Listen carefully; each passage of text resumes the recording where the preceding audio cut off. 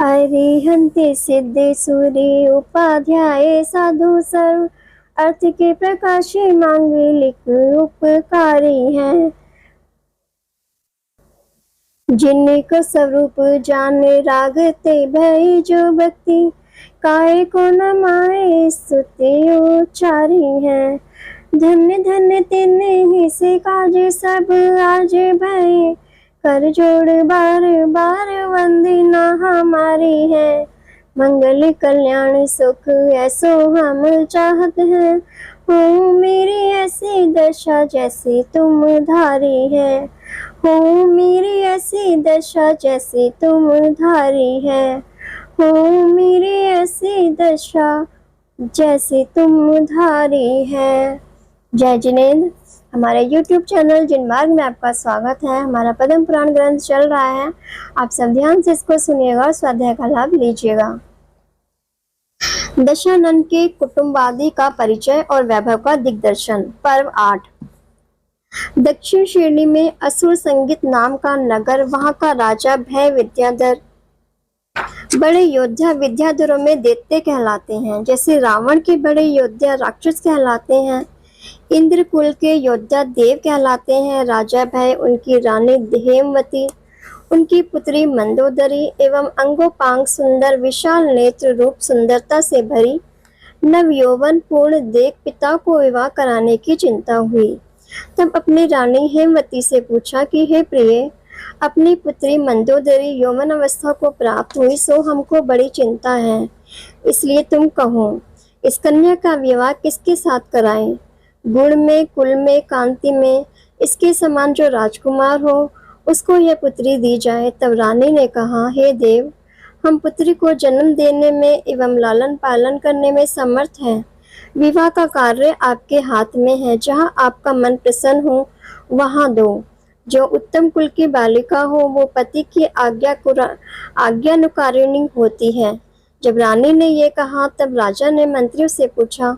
तब किसी ने इंद्र बताया कि सब विद्याधरों का राजा है। तब राजा भाई ने कहा कि मेरी तो रुचि यह है कि यह कन्या रावण को देनी चाहिए, क्योंकि उसको थोड़े ही दिनों में सब विद्याएं सिद्ध हुई है, इसलिए यह बड़े पुरुष है, जगत को आश्रय का कारण है। तब राजा के वचन को मारीच आदि सब मंत्रियों ने प्रमाण किया। तब मंत्रियों ने अच्छे ग्रह लगन देख पूर्व ग्रह छोड़ मारीच को साथ लेकर राजा मय के साथ कन्या को लेकर रावण के पास चले। रावण भीम नाम के वन में चंद्रहास खड़ग विद्या साधन करने आए थे। वे चंद्रहास खड़ग सिद्ध कर सुमेरु पर्वत के चैताल्यों की वंदना करने गए थे। तब राजा में भी भीम नाम के वन में आए। वहां वन के मध्य एक ऊंचा महल देखा, मानो स्वर्ग को ही स्पर्श कर रहा है। रावण ने जो स्वयंप्रभ नाम का नया नगर बसाया है, उसके पास ही वह महल है। सो राजा में विमान से उतरकर महल के पास आए और वस्त्र वादित्रादि सब आडंबर नीचे छोड़ मंदोदरी को साथ लेकर महल के ऊपर चढ़े। 7वें खंड पर गए। वहां रावण की बहन चंद्रनखा बैठी थी। कैसी है चंद्रनखा? मानो साक्षात वन देवी ही है। चंद्रनखा के राजा में एवं मंदोदरी को देखकर बहुत आदर किया और समीप में बैठी। तब राजा में ने चंद्रनखा से पूछा, हे पुत्री, तुम कौन हो? किस कारण इस वन में अकेली बैठी हो? तब चंद्रनखा विनय से बोली, मेरे बड़े भाई रावण ने 2 उपवास कर चंद्रहास खड़ग को सिद्ध किया। अब मुझे खड़ग की रक्षा सौंप सुमेरु पर्वत के चैताल्यों की वंदना करने गए हैं। मैं भगवान श्री चंद्र प्रभु के चैताल्य में रहती हूँ। आप बड़े हमारे संबंधी हो। आप रावण से मिलने आए हो तो कुछ समय यहाँ विराजो। इस प्रकार इसी की बात चल रही थी, तभी रावण आकाश मार्ग से आते दिखाई दिए। जब उनके तेज का समूह नजर आया तब चंद्रनखा ने कहा, महाज्योतिवंत रावण आ गए हैं। तब राजा में मेघ के समान श्याम सुंदर बिजली समान चमकते हुए आभूषण पहने रावण को देख खड़े हुए और रावण से मिले।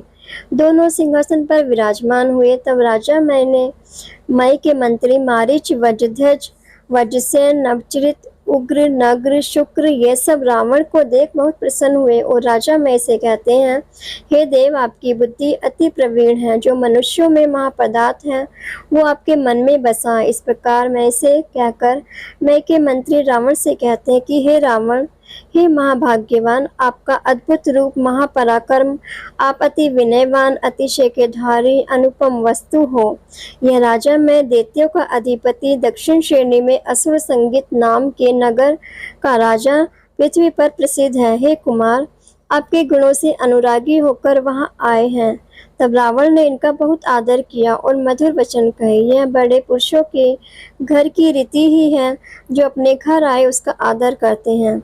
रावण ने मय के मंत्रियों से कहा, हे दैत्यनाथ बड़े हैं, मुझे अपना जान अनुग्रह किया। तब मय ने कहा, हे कुमार, आपको यही योग्य है। जो आप समान सज्जन पुरुष हैं, उनकी सज्जनता ही मुख्य है।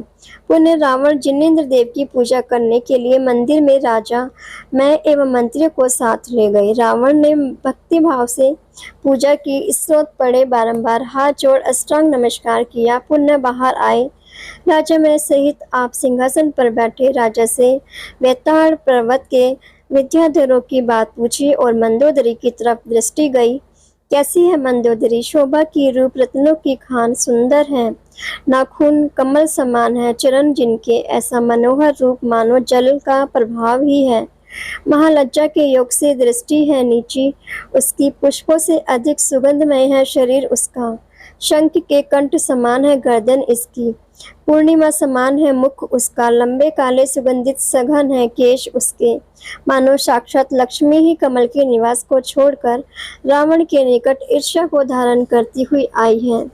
क्योंकि मेरे होते हुए रावण के शरीर को विद्या क्यों स्पर्श करे? ऐसे अद्भुत रूप को धारण करने वाली मंदोदरी ने रावण के मन और नेत्रों का हरण किया। पूरे शरीर में अद्भुत आभूषण पहने महामनोज्ञ मंदोदरी को देखकर रावण का मन मोहित हो गया। महामधुरता से युक्त रावण की दृष्टि मंदोदरी को देख भंवरे की तरह फिरने लग गई। रावण ने सोचा, यह उत्तम नारी कौन है? श्रीहीन, धृति, कीर्ति, बुद्धि, लक्ष्मी, सरस्वती, इसमें से यह कौन है? विवाहिता है या अथवा कुमारी है? सर्वश्रेष्ठ स्त्रियों की शिरोमणि, महाभाग्यशाली, मेरे मन को हरने वाली है। मैं इससे विवाह करूं तो मेरा जीवन सफल होगा, नहीं तो असार है। ऐसा चिंतन रावण ने किया। तब राजा मैं मंदोदरी के पिता बड़े प्रवीण राजा रावण का अभिप्राय जान मंदोदरी को निकट बुलाकर रावण से कहा, इसके आप ही पति हैं। ऐसे वचन सुनकर रावण अति प्रसन्न हुआ। विवाह योग्य संपूर्ण वस्तुएं राजा मय के पास थी। उसी दिन उसी समय मंदोदरी का विवाह रावण से कराया। रावण मंदोदरी से विवाह कर अति प्रसन्न होकर स्वयं पर्व नगर में गए। राजा मय की पुत्री का विवाह कराकर निश्चिंत हुए एवं पुत्री के वियोग से शोक सहित अपने देश को आए। रावण के हजारों रानियों ने मंदोदरी पटरानी हुई।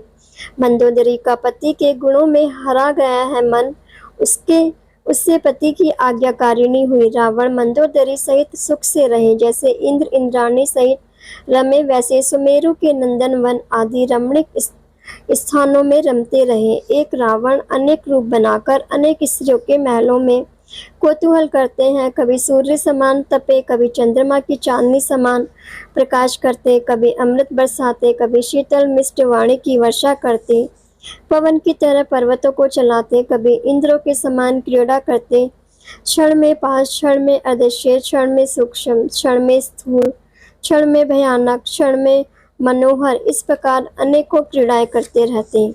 एक दिन रावण मेघवर पर्वत पर गया। वहां एक बावड़ी देखी, निर्मल जल से युक्त मनोहर तट, जिसके समीप में अर्जुन आदि बड़े बड़े वृक्षों की छाया हो रही है।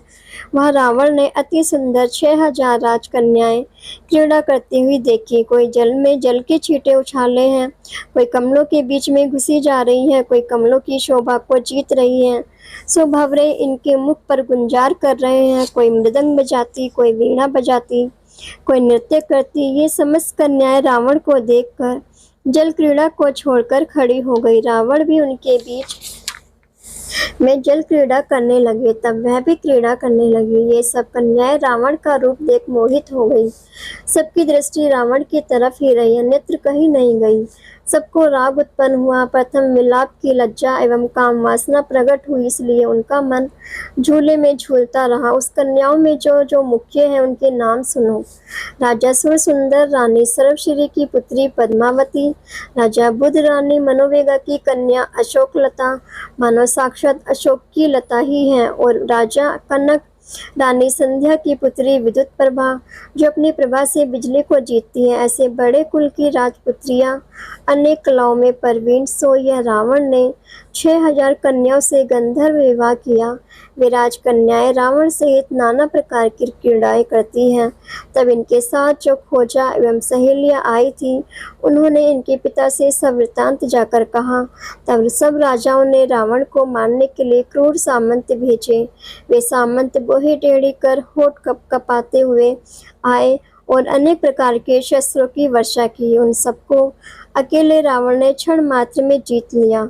तब सभी भागकर कांपते हुए राजा सुरसुंदर के पास गए, जाकर हत्या डाल दी और विनती की, हे नाथ, हमारी आजीविका को दूर करो, अथवा घर लूट लो या हाथ पैर छेदो, प्राण हरो। हम रतन श्रवा का पुत्र जो रावण, उससे लड़ने को समर्थ नहीं। हजारों राजकन्याओं से उसने विवाह किया, उनके मध्य क्रीड़ा करते हैं। इंद्र समान सुंदर, चंद्रमा समान कांति का धारी, उसकी क्रूर दृष्टि देव भी देख नहीं सकते। उसके सामने हम रंक कौन। हमने बहुत ही शूरवीरों को देखा। रत्नपुर का धनी राजा इंद्र आदि भी इसके बराबर नहीं है। यह परम सुंदर महाशूरवीर है। ऐसे वचन सुन राजा सुंदर महाक्रोधायमान हूँ। राजा बुध और कनक सहित अनेक सेना साथ लेकर निकले। वे सब आकाश में शस्त्रों की कांति से उद्योत करते हुए आए। इन सब राजाओं को देखकर ये सभी कन्याएं डर से व्याकुल हुई और हाथ जोड़ रावण से कहती है, हे नाथ, हमारे कारण आप कष्ट को प्राप्त होंगे। हम पुण्यहीन हैं। अब आप कहीं जाकर छिप जाओ, क्योंकि यह प्राण दुर्लभ है। इनकी रक्षा करो। यहाँ निकट ही श्री भगवान का मंदिर है, वहाँ छिप जाओ। यह क्रूर शत्रु आपको नहीं देखकर अपने आप चले जाएंगे। ऐसे दीन वचन रानियों के सुन और शत्रुओं का कटक पास आया जान रावण ने लाल नेत्र किए और इनसे कहा, तुम मेरा पराक्रम नहीं जानती हो। कुआ अनेक इकट्ठे हुए तो क्या गरुड़ को जीतेंगे। एक सिंह का बालक अनेक हाथियों के मद को दूर करता है। रावण के ऐसे वचन सुन रानियों ने हर्षित होकर विनती की, हे प्रभु, हमारे पिता, भाई एवं परिवार की रक्षा आपको करनी है। तब रावण ने कहा, हे प्रिय, ऐसा ही होगा। तुम भय मत करो, साहस रखो। यह बात परस्पर हो रही थी। इतने में राजाओं के कटक आए। तब रावण विद्या के रचे विमान में बैठ क्रोध से उनके सम्मुख गया। वे सब राजा योद्धाओं के साथ बाणों की वर्षा करने लगे। तब रावण विद्याओं का सागर, उसने बाणों के समूह को दूर किए और मन में सोचा कि इन रंकों को मारने से क्या, इनमें जो मुख्य हैं उनको पकड़ ले। तब इन सब राजाओं को तामस शस्त्रों से मूर्छित कर नागपाश से बांध लिया। तब इन स्त्रियों ने विनय कर छुड़ाए और रावण के सभी राजाओं की बहुत प्रशंसा की। आप हमारे परम संबंधी हो। वे सभी राजा रावण का शूरत्व गुण देखकर, महाविनयवान रूपवान देखकर बहुत प्रसन्न हुए। अपनी अपनी पुत्रियों का विधि पूर्वक पाणी ग्रहण कराया। 3 दिन तक महा उत्सव रहा। पुनः रावण की आज्ञा लेकर सभी अपने अपने स्थान को चले गए। रावण मंदोदरी के गुणों से में मोहित होकर स्वयं पर्व नगर में आए। तब रावण को रानियों सहित आया देख सुन कुंभकर्ण विभीषण सम्मुख गए। रावण ने बड़े उत्साह से स्वयं पर्व नगर में इंद्र समान प्रवेश किया और सुखपूर्वक रहे। कुंभपुर के राजा मंदोदर, रानी स्वरूपा, उनकी पुत्री तंडीमाला, उससे कुंभकर्ण ने विवाह किया। कैसे है कुंभकर्ण? धर्म ध्यान में प्रवीण, महायोद्धा, कला गुणों में निपुण हे सैनिक। अन्य मत में लोग इनकी कीर्ति अन्य रूप बताते हैं कि कुंभकर्ण मांस और खून का भक्षण करते हैं, 6 महीना निद्रा लेते हैं, परंतु इनका आहार अति पवित्र, शुद्ध, स्वाद रूप, सुगंधमय था। पहले मुनियों को एवं आर्यकों को आहार देकर, भूखित जीवों को भोजन देकर कुटुंब सहित योग्य भोजन करते थे। मांस आदि का भोजन नहीं करते थे और निद्रा ये अर्धरात्रि के पिछले समय में लेते थे। हमेशा धर्म में ही मन को लगाते थे। चरम शरीरी लोगों को छूटा दोष लगाना महापाप के बंध का कारण है, ऐसा कहकर योग्य नहीं है। तत्पश्चात दक्षिण श्रेणी में ज्योति पर्व नाम का नगर, वहाँ के राजा विशुद्ध कमल, रानी चंद नंदनमाला, उनकी पुत्री राजीव सुरवशी, उसका विवाह विभीषण के साथ कराया। रानी सहित विभीषण अति कोलाहल करते, राग भरे कार्य करते, रति के लिए करते, तृप्ति को प्राप्त नहीं होते। कैसे है विभीषण? देवों के समान परम सुंदर। कैसी है रानी? लक्ष्मी से भी अधिक सुंदर। लक्ष्मी तो कमल की निवासिनी है, परंतु रानी पद्म रागमणि के महल की निवासिनी थी। राक्षस की रानी मंदोदरी गर्भवती हुई, सो मंदोदरी के माता पिता मंदोदरी को अपने घर पर ले आए। यहाँ इंद्रजीत का जन्म हुआ। इंद्रजीत का नाम संपूर्ण पृथ्वी पर प्रसिद्ध हुआ। इंद्रजीत नाना के घर दूज के चंद्रमा समान वृद्धि को प्राप्त हुए। सिंह के बालक समान साहस रूप उत्तम क्रीड़ा करते थे। रावण के पुत्र सहित मंदोदरी को अपने पास बुलाई, सो आज्ञा प्रमाण आई। मंदोदरी के माता पिता को इनके विछोह का अति दुख हुआ। रावण पुत्र का मुख देखकर अति आनंद को प्राप्त हुए। सुपुत्र समान प्रीति का दूसरा स्थान कहाँ? पुनः मंदोदरी को गर्भ रहा। फिर माता पिता के यहाँ मेघनाथ का जन्म हुआ।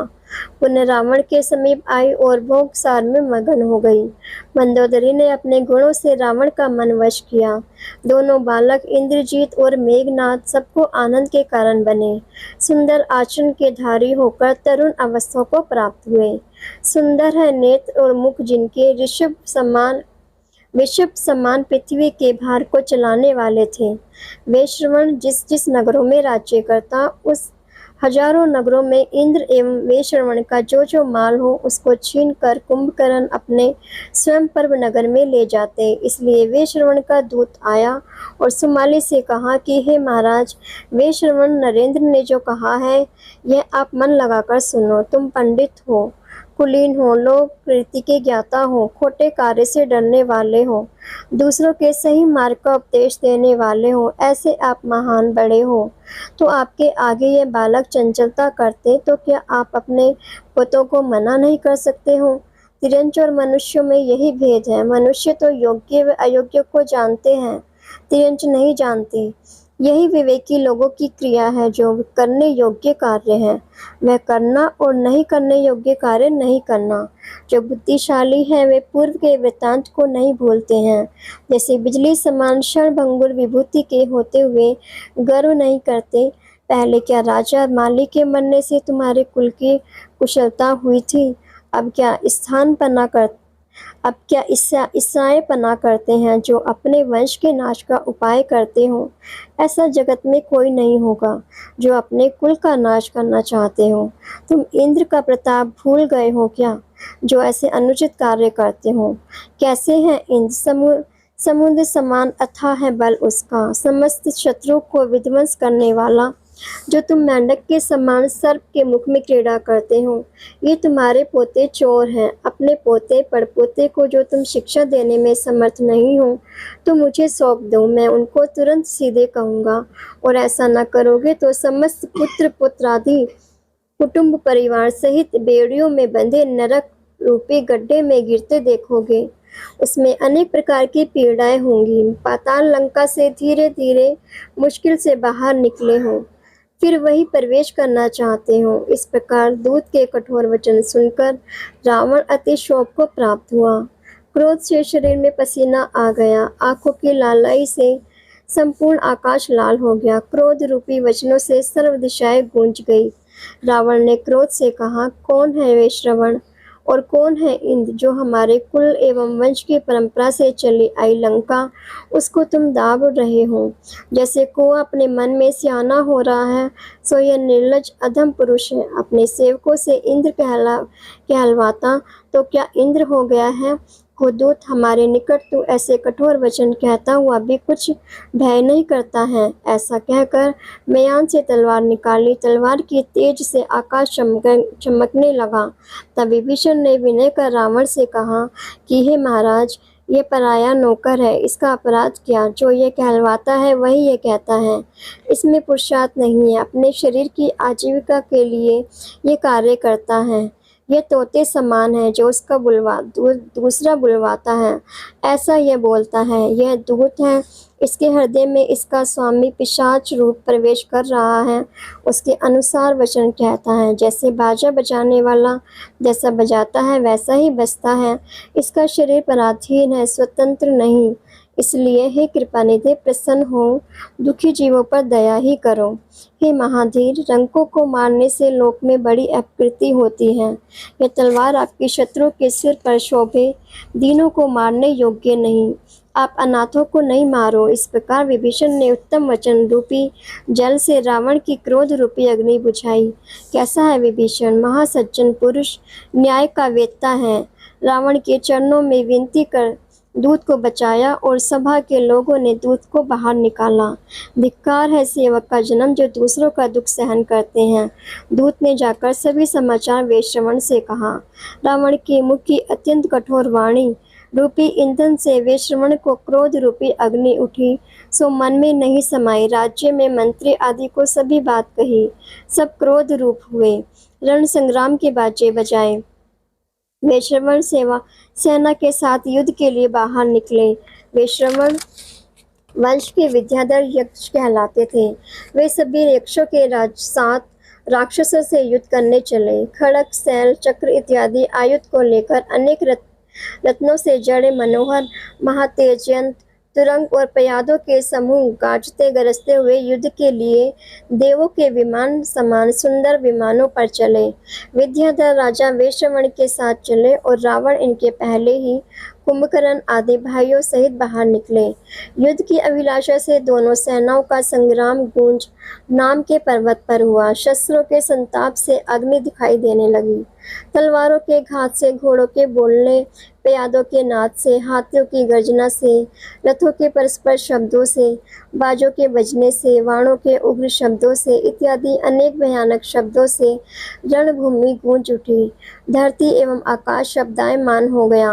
वीर रस का राग हो रहा है, योद्धा के मध्य चढ़ रहा है। यम के समान चक्र तीक्ष्ण है, यमराज की जीभ समान खड़ग, शैल, वाण, भाला इत्यादि अनेक शस्त्रों से परस्पर में महायुद्ध किया। कायर मनुष्य को दुख, योद्धा पुरुषों को हर्ष हुआ। सामंत सिर के बदले यश रूपी धन को प्राप्त करते हैं। अनेक राक्षस और कपि वंश के विद्याधर, यक्ष जाति के विद्याधर परस्पर महायुद्ध कर परलोक को गए। यक्षों की सेना कुछ आगे बढ़ी, तब राक्षस पीछे हटे। तब रावण अपनी सेना को दबी देख आप रण संग्राम को आए। कैसा है रावण?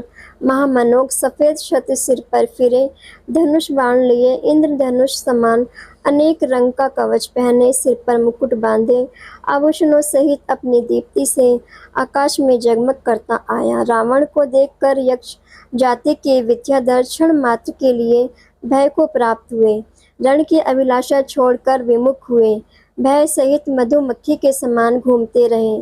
तब यक्ष के स्वामी बड़े बड़े योद्धा इकट्ठे होकर रावण के सम्मुख आए। रावण सबको मारने के लिए भागा। जैसे सिंह उछलकर हाथियों के कुंभस्थल नोच डाले, वैसे रावण क्रोध रूपी वचन से अग्नि स्वरूप होकर शत्रु सेना रूपी वन को जलाते रहे। कोई पुरुष नहीं, कोई रथ, अश्व, विमान नहीं जिसने रावण की वाणों की मार न खाई हो। तब रावण को रण में देख वेश्रवण भाईपने का स्नेह जताने लगा और अपने मन में पछताया। जैसे बाहुबली भरत से लड़ाई कर पछताए, वैसे वेश्रवण रावण से विरोध कर दुखी हुआ। हाय हाय, मैंने ऐश्वर्य के अभिमान से मूर्ख होकर भाई से युद्ध किया। यह विचार कर वेश्रवण ने रावण से कहा, हे दशानन, यह राजलक्ष्मी क्षणभंगुर है, इसके कारण तू पाप क्यों करता है? मैं तेरी बड़ी मौसी का पुत्र हूँ, इसलिए भाइयों के अयोग्य व्यवहार करना योग्य नहीं है। अब हम जगत के सभी जीव सुखी हो, इसी मंगल भावना के साथ यही विराम लेते हैं। कल हम इससे आगे का स्वाध्याय करेंगे। इसे आगे सुनने के लिए चैनल को सब्सक्राइब करें, लाइक करें और शेयर करें। जय जिनेन्द्र।